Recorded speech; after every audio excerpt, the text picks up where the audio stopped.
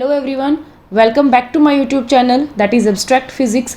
आज की इस वीडियो लेक्चर में हम concept of physics by H C. Verma का जो फर्स्ट चैप्टर है that is introduction to physics, उसके एक्सरसाइज क्वेश्चंस को सॉल्व करेंगे। इससे पहले हम ऑब्जेक्टिव पार्ट्स को प्रीवियस वीडियो में डिस्कस कर चुके हैं। तो चलिए स्टार्ट करते हैं आज का वीडियो। फर्स्ट क्वेश्चन है find the dimensions of number 1 linear momentum. So first of all आपको लीनियर मोमेंटम का फॉर्मूला अगर पता हो तो वो होता है P is equal to mv, जहाँ पर P है लीनियर मोमेंटम, m है मास और v है velocity.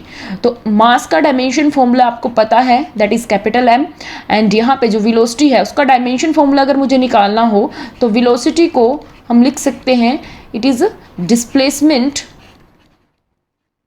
Displacement upon time. So displacement का डायमेंशन फॉर्मूला हुआ L, टाइम का हुआ T, तो वेलोसिटी का डायमेंशन फॉर्मूला मेरे पास L1 T माइनस 1 हो गया। तो by putting the value of this dimension formula in this equation, तो यहाँ पे M1 L1 T माइनस 1, तो ये है आपका जो लीनियर मोमेंटम है उसका dimension. Moving to the second part that is frequency. So start करने से पहले आपको फ्रीक्वेंसी जो टर्म है उसका पता होना चाहिए कि क्या होती है। Frequency is generally related to a cyclic motion. अगर मैं आपसे कहूँ कि आपके पास एक ऑब्जेक्ट है जो कि एक साइकिल के अंदर साइक्लिक पाथ में रोटेट कर रहा है और वो 20 सेकेंड में, फॉर एग्जांपल कि वो 20 सेकेंड के अंदर 500 साइकिल्स जो है वो कंप्लीट करता है, तो अगर इस गिवन डाटा से मैं आपको एक सेकंड में कितने साइकिल्स कंप्लीट कर रहा है वो निकालने के लिए कह दूं, तो वही चीज़ यहाँ पे उस ऑब्जेक्ट की फ्रीक्वेंसी हो जाएगी।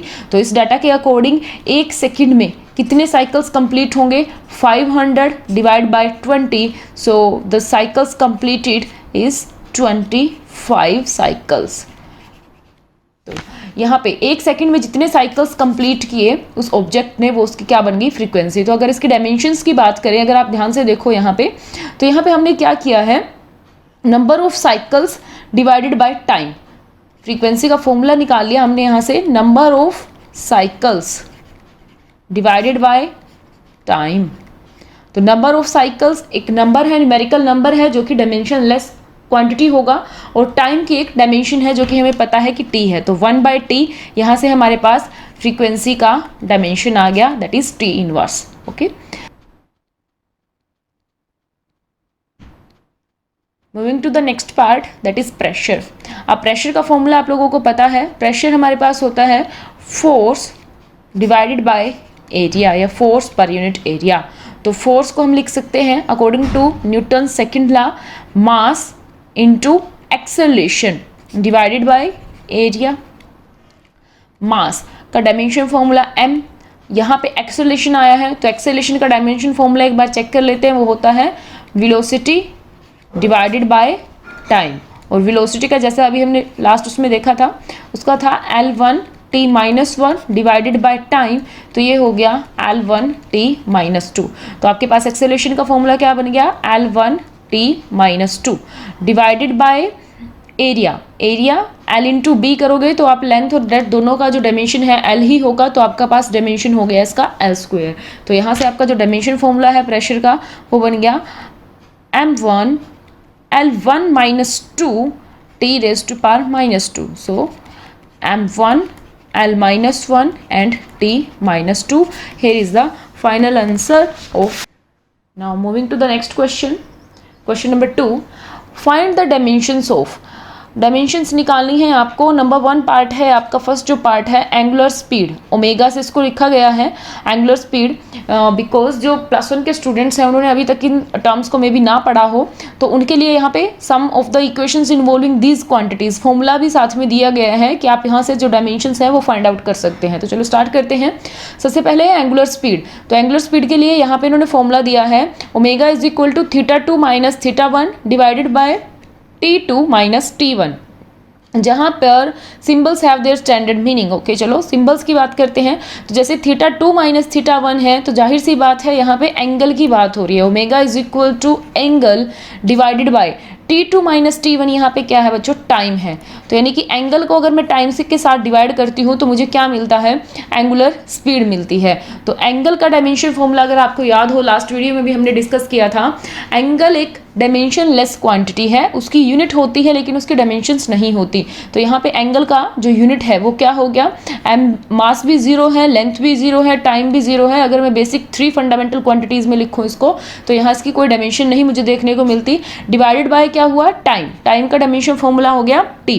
तो इसका मतलब क्या हुआ कि ओमेगा यानी कि जो आपका एंगुलर स्पीड है उसका डायमेंशन फॉर्मूला क्या बन गया, टी इनवर्स। जो आपका फ्रीक्वेंसी का आया था वही आपके पास यहाँ पे एंगुलर स्पीड का भी आ गया। ठीक है, अब moving to the second part that is angular acceleration alpha.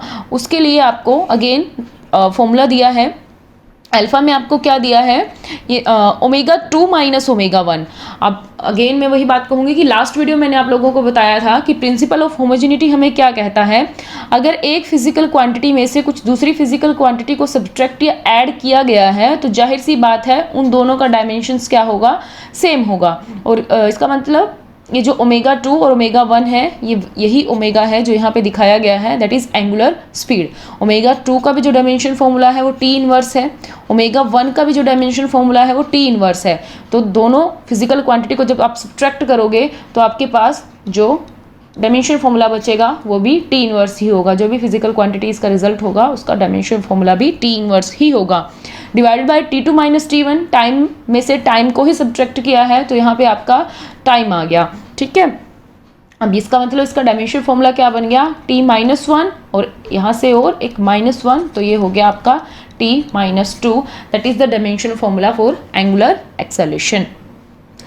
बात करते हैं टॉर्क की, पार्ट सी। डायमेंशन फॉर्मूला बताना है टॉर्क का, उसके लिए फॉर्मूला दिया गया है आपको कि tau is equal to F dot R. यहाँ पे एफ जो है वो फोर्स है और आर जो है वो डिस्प्लेसमेंट है, या डिस्टेंस कह सकते हो, डिस्प्लेसमेंट कह सकते हो। तो टाउ यहाँ से फोर्स का डायमेंशन फॉर्मूला अभी लास्ट हमने फर्स्ट क्वेश्चन में ही निकाला है। उसका क्या आता है, m1 L1 T minus 2 that is the dimension of force, and साथ में आपका क्या हो गया, डिस्प्लेसमेंट जिसको आप L से दिखाओगे। तो टाउ टॉर्क यहाँ पे क्या बन गया आपका m1 L2 और T माइनस 2। बात करते हैं डी पार्ट की। मोमेंट ऑफ इनर्शिया फॉर्मूला साफ साफ दिया हुआ है आपके लिए, I is equal to M R square. M यहाँ पे क्या है, मास है, और आर स्क्वेयर, आर मतलब यहाँ पे अगेन वही डिस्प्लेसमेंट है।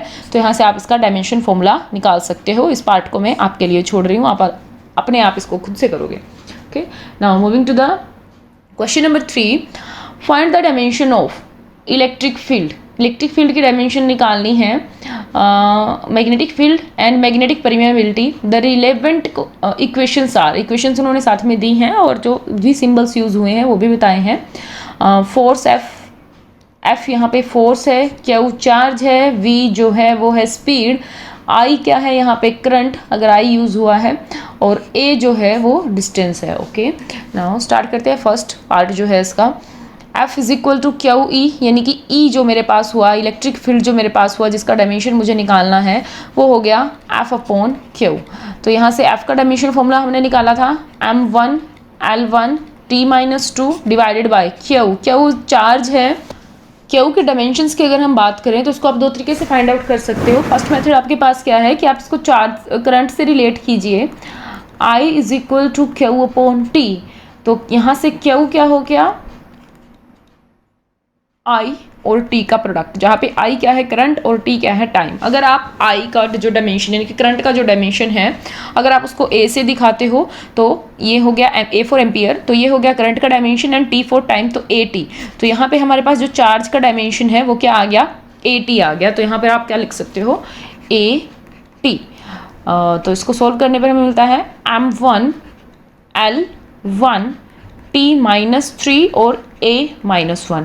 This is the first way to write the dimension of electric field. Second way में आप क्या कर सकते हो, आप इलेक्ट्रिक फील्ड को F अपॉन Q अगर यहाँ पे है तो इसको T के साथ मल्टीप्लाई और T के साथ डिवाइड कर सकते हो। तो यह जब आप इसको Q को T के साथ मल्टीप्लाई की, T के साथ डिवाइड किया तो यहाँ पे Q अपॉन T आपके पास क्या बन गया, करंट बन गया। तो इसको आप ऐसे लिख सकते हो अगेन F अपॉन I और साथ में T। ठीक है, तो F का हमारे पास m1 L1 T minus 2 that is the dimension of force divided by current को अगर आप A से दिखाना चाहो तो A से दिखा सकते हो, अदरवाइज आप यहाँ I का I भी रख सकते हो। तो क्योंकि जिस बुक का सोल्यूशन हम कर रहे हैं उसमें I सिंबल से दिखाया गया है करंट का जो डायमेंशन फॉर्मूला है, तो इसलिए मैं यहाँ पर I यूज़ कर रही हूँ। अब आई इंटू टी, टी का हो गया हमारे पास, टी टाइम है तो ये हो गया, ठीक है। तो यहाँ से हमारे पास क्या बन गया, m1 टी माइनस 3 और i माइनस 1, ठीक है। आप चाहो तो इसको ऐसे भी कर सकते हो। तो ये हो गया आपका फर्स्ट जो पार्ट है इलेक्ट्रिक फील्ड का डायमेंशन। उसके बाद मैग्नेटिक फील्ड का जो डायमेंशन है आप इस फॉर्मूले से निकाल सकते हो। अगेन इसके अंदर क्या है इन्वॉल्व, फोर्स है, चार्ज है, वेलोसिटी है, और बी जो मैग्नेटिक फील्ड आपके पास है वो तो आपको निकालना ही है। फॉर्मूला लिख लेते हैं, F is equal to Q V P. तो आपके पास B यहाँ से क्या हो गया, F अपॉन क्यू वी, ठीक है। तो F यानी कि m1 L1 T minus 2 divided by Q का भी अभी हमने देखा था डायमेंशन फॉर्मूला, AT लिखो या IT लिखो एक ही बात है, तो मैं यहाँ पर AT ही लिख देती हूँ, चलो AT। और साथ में वेलोसिटी जो आपके पास है, वही वेलोसिटी का भी हमने लास्ट उसमें किया था L1 T माइनस 1। तो ये हो गया डायमेंशन फॉर्मूला। इनको अरेंज करोगे तो आपके पास क्या बन जाएगा, m1 t माइनस 2 और a minus 1, that is dimensions of magnetic field. Okay, now moving to the part C, magnetic permeability mu naught. Mu naught निकालना है आपको, ये जो फॉर्मूला आपको दिया हुआ है यहाँ से। तो अगर आप म्यू नोट की वैल्यू निकालोगे तो वो क्या बन जाएगी आपके पास, b into 2 pi a divided by I यानी कि करंट। तो B का डायमेंशन फॉर्मूला अभी हमने निकाला, तो वो क्या बन रहा है, m1 t minus 2 a minus 1। अब क्या आ गया यहाँ पे 2 पाई। 2 pi is a physical quantity, आप कह सकते हो इज अ नंबर जिसकी कोई डायमेंशन नहीं है, it is a dimension less constant. तो यहाँ डायमेंशन इसका नहीं होगा, डायमेंशन होगा आपके पास a का। a को आप इन्होंने क्या बताया है कि a इज़ अ डिस्टेंस, तो डिस्टेंस के लिए हम डायमेंशन यूज़ करेंगे l डिवाइडेड बाय आई है, आई का आई रखो या फिर इसको आप ए से दिखा सकते हो, तो ये हो गया, ठीक है। तो यहाँ पे आपके पास डायमेंशन फॉर्मूला जो बन गया वो हो जाता है m1 t minus 2 a minus 2 और l1। This is the dimension formula of magnetic permeability mu naught. Now moving to the next question. Question number 4. Find the dimensions of electric dipole moment P and magnetic dipole moment M. The defining equations are P is equal to Q dot D and M is equal to IA, where D is distance, A is area, Q is charge and I is current. So I don't think कि इस question को मुझे करवाने की ज़रूरत है।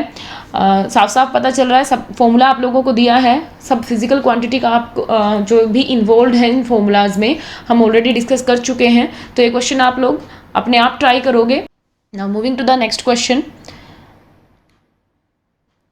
Find the dimensions of Planck's constant h from the equation E is equal to h nu, where E is the energy and nu is the frequency. Okay चलो इस क्वेश्चन को सॉल्व कर लेते हैं। यहाँ पे हमें डायमेंशन निकालने के लिए कहा गया है प्लैंक्स कांस्टेंट h, इक्वेशन भी दी है, तो h यहाँ से अकॉर्डिंग टू इक्वेशन क्या बन गया, E अपॉन न्यू, जहाँ पे न्यू क्या है, फ्रीक्वेंसी। और फ्रीक्वेंसी का भी हमने फर्स्ट क्वेश्चन में ही आई थिंक डिस्कस किया था कि फ्रीक्वेंसी का जो डायमेंशन हमारे पास आया था वो था T इनवर्स। ओके, तो और साथ में अभी हमारे पास क्या है, energy.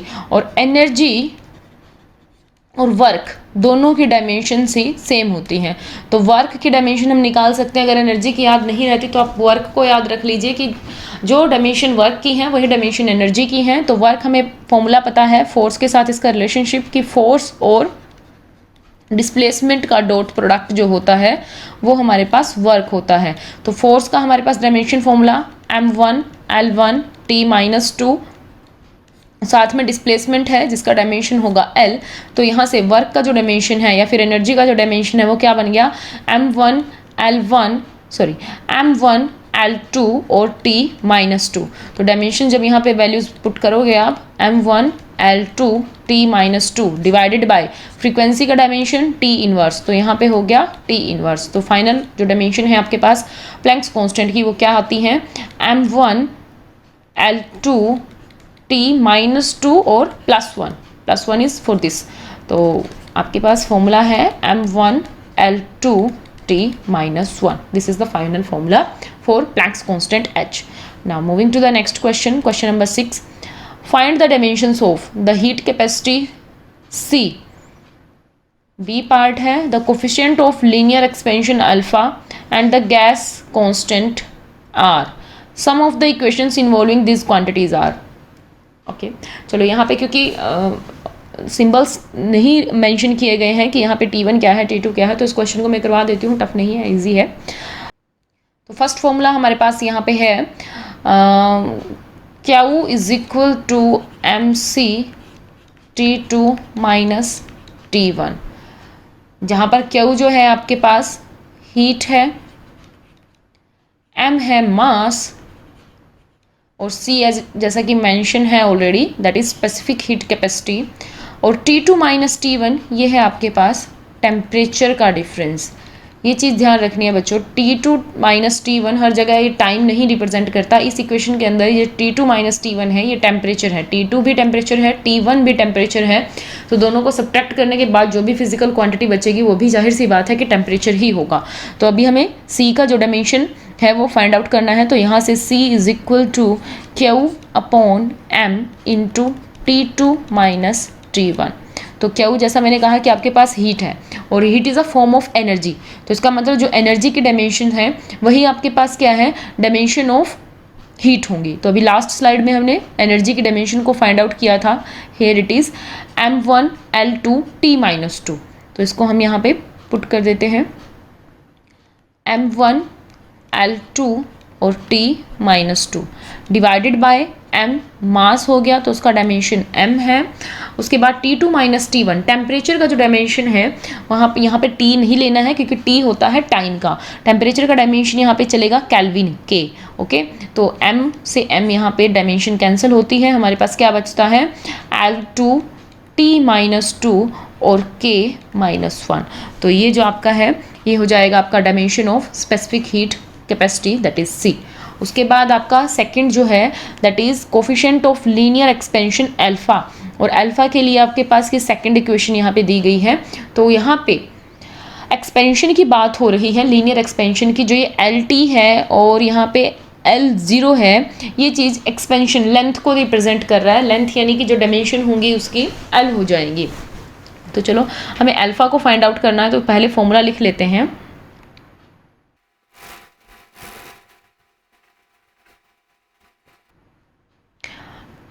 From the formula LT is equal to, अगर मैं ब्रैकेट को ओपन कर दूं तो L0 plus L0 alpha into T2 minus T1। So LT minus L0 is equal to L0 alpha T2 minus T1। Now LT minus L0 divided by L0 into T2 minus T1 is equal to alpha. तो ये बन गया आपके पास alpha के लिए जो final formula है वो। तो यहाँ लेंथ माइनस लेंथ यानी कि जो फिजिकल क्वांटिटी आपके पास बचेगी वो अगेन कोई लेंथ ही होगी, तो उसका जो डायमेंशन होगा वो हो गया L डिवाइडेड बाय, यहाँ पे अगेन लेंथ है तो यहाँ पे भी L हो गया, और यहाँ पे है T2 minus T1, again temperature है यहाँ पे T2 माइनस T1, तो टेम्परेचर के लिए आपके पास आ गया केल्विन K। L से L यहाँ पे कैंसिल हो जाता है, तो डायमेंशन आपके पास जो फाइनल डायमेंशन बचती है कोफिशिएंट ऑफ लीनियर एक्सपेंशन की वो होगी आपके पास K इनवर्स यानी कि kelvin inverse. Now moving to the part C, the gas constant R। Gas constant R के लिए यहाँ पे इक्वेशन आपके पास दी गई है, PV is equal to nRT। P यहाँ पे आपके पास है pressure, V for volume, N number of moles, amount of substance है मोल्स में दिया है, और R आपके पास इन्होंने लिखा ही है कि गैस कांस्टेंट है, as you can see in the part C you have to find out the gas constant R, and T is again temperature। so यहाँ से आपके पास R क्या हो जाता है, from this formula R is equal to PV by NT। what is the dimension of pressure? Pressure अभी हमने last slide में ही किया था कि प्रेशर जो होता है वो होता है आपके पास फोर्स अपॉन एरिया, और फोर्स का डायमेंशन है M1 L1 T minus 2 divided by area हो गया L स्क्वेयर। तो प्रेशर का डायमेंशन आपके पास बन गया M1 L माइनस 1 और T माइनस 2। तो प्रेशर का डायमेंशन आप यहाँ पे पुट कर दीजिए m1 L-1 T-2 और साथ में आपके पास यहाँ पे है वॉल्यूम, वॉल्यूम यानी आपका जो डायमेंशन होगा वॉल्यूम का वो हो गया L3 divided by n, amount of substance, उसकी जो यूनिट होती है, जब आपने फंडामेंटल यूनिट्स पढ़ी होंगी तो वहाँ पे उसका यूनिट हो गया आपके पास, डायमेंशन यूनिट हो गया मोल, और T फॉर टेम्परेचर तो यहाँ पे केल्विन हो गया। तो उसके बाद हमारे जो फाइनल फॉर्मूला आ जाता है that is m1 L2 T-2 K-1 और पर मोल, इसको आप लिख सकते हो। तो that is the final formula of the gas constant R। Now moving to the next question, that is question number 7। Taking the force, length and time to be the fundamental quantities, find the dimension of number 1 density, pressure, momentum and energy।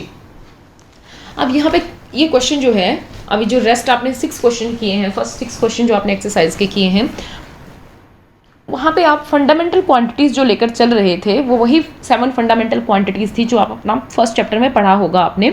लेकिन यहाँ पे इन्होंने क्या कहा कि उन 7 जो fundamental quantity है उनको आप कंसिडर नहीं करोगे एज अ फंडामेंटल क्वांटिटीज। आपको फंडामेंटल क्वांटिटीज क्या माननी है, फोर्स, लेंथ और टाइम, यानी कि जो भी आप डायमेंशन निकालोगे वो एफ, एल एंड टी की टर्म में निकलना चाहिए। अगर मैं फोर्स, लेंथ और टाइम को फंडामेंटल क्वांटिटी मान लेती हूँ तो इसी टर्म में जो डायमेंशन है इन चारों फिजिकल क्वांटिटी का, हमें वो चीज़ यहाँ पे निकाल के दिखानी है। तो फर्स्ट पार्ट से स्टार्ट करते हैं, दैट इज डेंसिटी। तो डेंसिटी, अगर हमारे पास किसी सब्सटेंस की डेंसिटी की बात होती है तो डेंसिटी होता है हमारे पास मास, general formula mass per unit volume. तो इस फॉर्मूले में मेरे पास क्या प्रॉब्लम आ जाती है कि जो मास है, मास मेरा यहाँ पर फंडामेंटल क्वांटिटीज़ के अंदर इन्वॉल्व नहीं है, तो मुझे इन तीनों फंडामेंटल क्वांटिटीज़ में से किसी न किसी के साथ इसका रिलेशनशिप फाइंड आउट करना होगा। तो यहाँ पे मेरे पास फोर्स है, फोर्स जो होता है मास और एक्सेलरेशन को हम ऐसे प्रोडक्ट लिख सकते हैं बाय न्यूटन्स जो आपका सेकंड लॉ है उसके अकॉर्डिंग। तो यहाँ से मास हमारे पास क्या हो जाता है, एफ अपॉन एक्सेलरेशन। फोर्स का डायमेंशन फोर्स का हम डायमेंशन फॉर्मूला यहाँ पर नहीं लिखेंगे क्योंकि फोर्स अपने आप में क्या है, एक फंडामेंटल क्वांटिटी के जैसे ट्रीट किया गया है फॉर दिस क्वेश्चन। तो फोर्स को एज इट इज एफ लिख लेते हैं और यहाँ पे हमारे पास अल्फा यानी कि एक्सेलरेशन है तो उसका डायमेंशन फॉर्मूला है L1 T-2। इसको इसलिए मैं इस फॉर्म में लिख रही हूँ क्योंकि L और T दोनों के दो हमारे पास क्या है, यहाँ पे फंडामेंटल क्वांटिटीज़ में इन्वॉल्व किए गए हैं। तो यहाँ से मास का जो डायमेंशन हमारे पास आ जाता है वो होता है F1 L-1 and T2। So by putting the value of dimension of mass F1 L-1 and T2 divided by volume, again यहाँ L3 हो जाएगा क्योंकि लेंथ को इन्वॉल्व किया गया है फंडामेंटल क्वांटिटी में। तो यहाँ पे आपका जो फाइनल फॉर्मूला है वो हो जाता है F1 L-4 and T2। Now moving to the second part, that is pressure. Pressure जो होता है आपके पास, बहुत बार कर चुके हैं आज ही के लेक्चर में हम इसको। प्रेशर क्या है भाई, फोर्स पर यूनिट एरिया। तो फोर्स को हम F से ही लिखेंगे क्योंकि वो ऑलरेडी फंडामेंटल क्वांटिटी है, उसको मुझे एम एल एंड टी की टर्म में लिखने की जरूरत नहीं है। डिवाइड बाय एरिया, एरिया हो गया आपके पास L²। तो यहाँ पे आपका क्या बन गया, F1 L-2। तो ये हो गया आपका डायमेंशन ऑफ प्रेशर। बात अगर करें मोमेंटम की, तो मोमेंटम को हमने लिखा था, मोमेंटम को हमने P लिखा था और P M और V का प्रोडक्ट था। फर्स्ट ही क्वेश्चन हमने ये किया था। तो मास का डायमेंशन और वेलोसिटी का डायमेंशन, तो मास का डायमेंशन हम ये निकाल चुके हैं, here it is dimension of mass. यहाँ पे हो गया F1 L-1 और T2, साथ में वेलोसिटी आपके पास क्या है, L1 T-1। ठीक है, तो इनको समअप करने पे हमें क्या मिलता है, F1 L, यहाँ से डायमेंशन यह प्लस है, ये माइनस है, कैंसिल हो जाता है और यहाँ पे T बचता है आपके पास T1, F1 T1 या FT लिख सकते हो इसको। तो FT हो गया आपके पास डायमेंशन ऑफ मोमेंटम। ओके, अब बात अगर एनर्जी की करते हैं तो मैंने लास्ट अभी बताया था आपको कि एनर्जी और वर्क, एनर्जी लिखो या फिर वर्क का डायमेंशन लिखो, दोनों का सेम ही डायमेंशन होता है। तो वर्क से हमें डायमेंशन निकालना थोड़ा सा आसान हो जाता है। तो वर्क का फॉर्मूला मुझे पता है कि फोर्स और डिस्प्लेसमेंट का डॉट प्रोडक्ट है। तो फोर्स ऑलरेडी हम फंडामेंटल क्वांटिटी में कंसिडर करके चल रहे हैं फॉर दिस स्पेसिफिक क्वेश्चन। तो फोर्स को हम F लिखेंगे, इसका डायमेंशन जो है फोर्स का F लिख दिया, और जो D है डिस्टेंस या डिस्प्लेसमेंट अगर आप इसको कहते हो तो इसको हम L से लिखेंगे। तो FL, F1 L1 इसका यहाँ पे एनर्जी का डायमेंशन ये बन जाएगा according to these fundamental quantities. Now moving to the next question, question number 8। Suppose the acceleration due to the gravity at a place is 10 meter per second square. Find the value in centimeter per minute square. तो अभी तक जो हमने 7 question किए वो related थे आपके dimension से, और जो ये आपका 8th क्वेश्चन है यहाँ पर आपका कन्वर्जन पूछा गया है। कन्वर्ट करना है आपको मीटर सेकंड स्क्वायर को सेंटीमीटर पर मिनट स्क्वायर में। चलो क्या दिया है, acceleration due to gravity. Acceleration due to gravity g की जो वैल्यू दी है आपको 10 मीटर पर सेकेंड स्क्वायर। इसको मैं ऐसे लिख सकती हूँ 10 metre divided by second square, 1 second ही है 1 सेकेंड स्क्वायर। तो कन्वर्जन करना थोड़ा सा इजी हो जाता है अगर इस टर्म में हम लिख लें।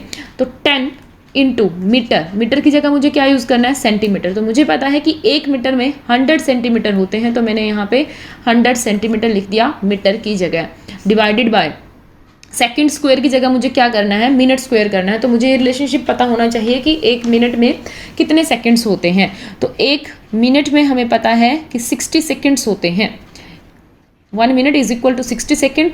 So 1 second is equal to 1/60 minute. तो यहाँ पे सेकेंड स्क्वायर है तो इसकी जगह मैं क्या लिख सकती हूँ 1/60 मिनट, यहाँ पे होल स्क्वायर। तो जब इसको आप सोल्व करते हो तो 1000 सेंटीमीटर डिवाइडेड बाय 1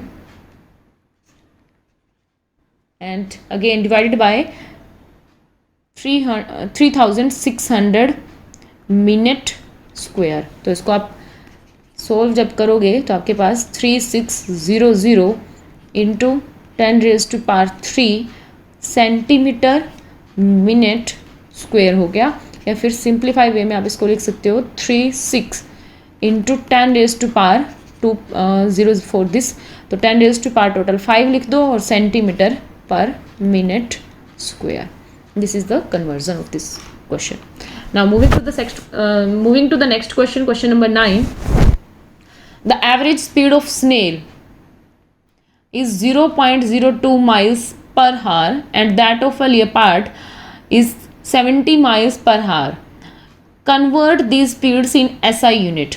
ओके तो इसके लिए आपको ये पता होना चाहिए कि SI यूनिट में हम जो स्पीड की यूनिट है उसको क्या लेते हैं। तो वहाँ पे आपकी जो स्पीड की यूनिट होती है अभी मीटर पर सेकंड होती है, यानी कि मुझे माइल्स पर हार को मीटर पर सेकंड में कन्वर्ट करना है। एक कन्वर्जन मैं कर देती हूँ और दूसरा कन्वर्जन आपके लिए छोड़ देती हूँ।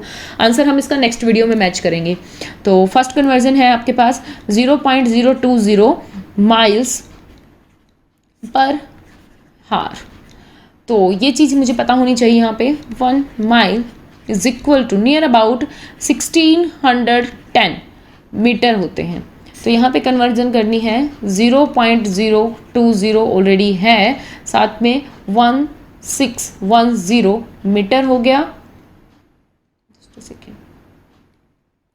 डिवाइडेड बाय हार को मुझे सेकंड में कन्वर्ट करना है। तो मुझे पता है 1 हार के अंदर 3600 सेकेंड्स होते हैं। तो ये कन्वर्जन हमने यहाँ पे कर ली और जब इसको आप सोल्व करोगे तो आपका आंसर आएगा नियर अबाउट 0.0089 मीटर पर सेकेंड। सेकेंड कन्वर्जन यहाँ पे आप खुद करोगे। Now moving to the next question, question number 10। The height of the mercury column in a barometer in Calcutta laboratory was recorded to be 75 centimeter. Calculate this pressure in SI and CGS units using the following data. Again SI और CGS units की बात हुई है तो हमें ये चीज़ पता होनी चाहिए जो भी हमें निकालने के लिए कहा गया, क्या प्रेशर।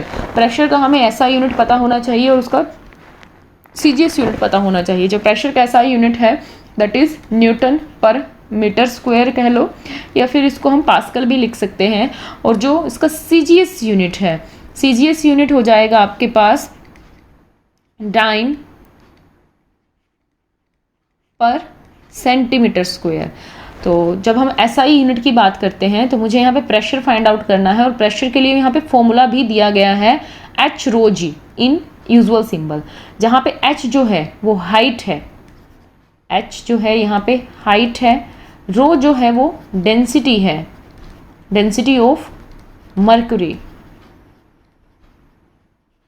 एंड G यहाँ पे आपका जो ग्रेविटी की वैल्यू यहाँ पे दी गई है आपको, ये G is equal to 9.8 metre पर second square at Calcutta. Acceleration due to gravity जो है वो है, this is acceleration due to gravity.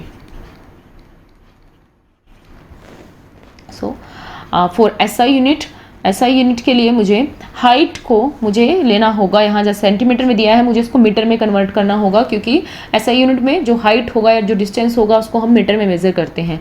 Density of mercury, देखो डेंसिटी ऑफ मर्क्यूरी यहाँ पे हमें डायरेक्ट नहीं दी है, क्या दिया गया है, specific gravity of mercury is 13.6 and density of water is 10⁻³ kilogram पर मीटर क्यूब। तो मुझे इन दो डाटा का यूज़ करते हुए यहाँ पे डेंसिटी ऑफ मर्क्यूरी को फाइंड आउट करना होगा, क्योंकि मुझे ये पता है कि जो स्पेसिफिक ग्रेविटी होती है किसी भी सब्सटेंस की, स्पेसिफिक ग्रेविटी का फॉर्मूला होता है density of that substance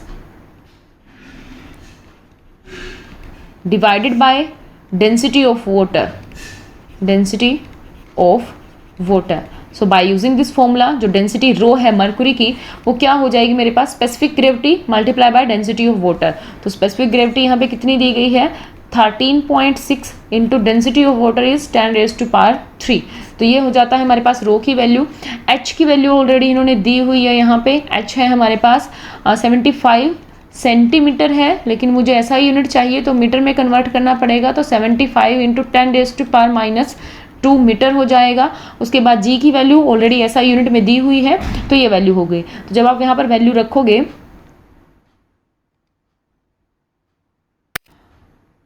so by putting these values, P is equal to, what is the value of H? H is 75 into 10⁻⁻² multiply by rho, rho यानी कि जो डेंसिटी है that is 13.6 into 10⁻³ and then multiply by 9.8 metre पर second square. Okay, and the final answer जो आपका होगा near about आपके पास आएगा आंसर इसका 99960, इसके आसपास आपका आंसर आएगा। तो आप इसको ये जो आंसर होगा आपका न्यूटन पर मीटर स्क्वायर में होगा, ठीक है। अगर हम इसको CGS यूनिट में कन्वर्ट करने की बात करें तो CGS जो यूनिट होती है, CGS में न्यूटन की जगह आपके पास यहाँ पे डाइन और मीटर की जगह आपका सेंटीमीटर आएगा। तो आपको अगर रिलेशनशिप पता है न्यूटन का डाइन के साथ और यहाँ पे मीटर का सेंटीमीटर के साथ, तो आप इसी जो आपका फाइनल आंसर आया है इसी को डायरेक्ट कन्वर्ट कर सकते हो। आपको दोबारा से यहाँ सेंटीमीटर वगैरह में लेकर चलने की ज़रूरत नहीं है। चलो देख लेते हैं इसको एक बार। For CGS system, for CGS unit 99960 into Newton divided by metre square है। तो मैं यहाँ पे रिलेशनशिप आप लोगों को बता देती हूँ कि एक न्यूटन में 10⁵ डाइन्स होते हैं। तो 99960 न्यूटन की जगह अगर मैं डाइन में कन्वर्ट करना चाहूँ तो यहाँ पे मैं लिखूँगी 10⁵ dyne divided by metre square को सेंटीमीटर में करना है तो 100 सेंटीमीटर स्क्वायर, यानी कि 99960 मल्टीप्लाई बाय 10⁵, यहाँ 100 स्क्वायर है तो यहाँ पे हो जाएगा आपका 10⁴, यहाँ प्लस में है तो ऊपर जाएगा, यहाँ आपके पास माइनस हो जाएगा, -10 में से -4 पावर हो जाएंगी और यूनिट हो जाएगी आपकी डाइन पर सेंटीमीटर स्क्वायर, यानी कि 99960 इंटू 10⁻1 डाइन पर centimetre square. That is the final answer of this conversion. These are the first 10 question of the exercise. जो फर्स्ट चैप्टर है आपका उसके एक्सरसाइज की हम बात कर रहे हैं। तो अभी आपके पास ये 10 क्वेश्चन ही कवर हुए हैं।